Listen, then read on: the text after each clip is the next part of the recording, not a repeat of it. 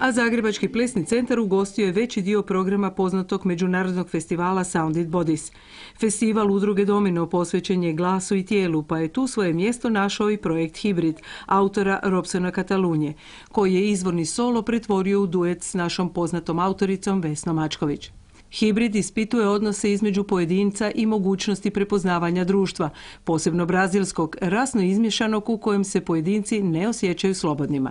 The idea is how can I feel another human. Ideja je bila pokazati kako osjećam drugo, različito biće, gledajući tijelo, vaše oči i ruke, jer mi možemo prepoznati ljudske osjećaje bez riječi. Your hands, just look in your eyes. Draga Hrvatska, Draga Hrvatska, braćo i sestre.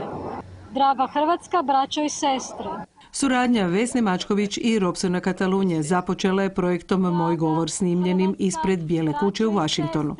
U želji da pokaže različitost jezika i komunikaciju koja zbog nerazumijevanja može biti loša, ali i dobra uz pomoć gesta ili osmijeha, Mačković proučavajući temu vraća komunikaciju u prapovijest, kada riječ nije imala značenje i bila je tek puki krik.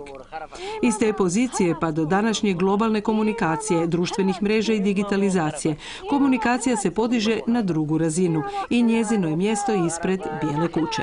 Pa Bijela kuća je za nas ove predstave bila simbol izvorišta jednih sadašnjih političkih komunikacija koje ako se poželi mogu biti jako dobre i korisne za cijelu planetu, a mogu biti jako loše za cijelu planetu, a ne samo tamo lokalno.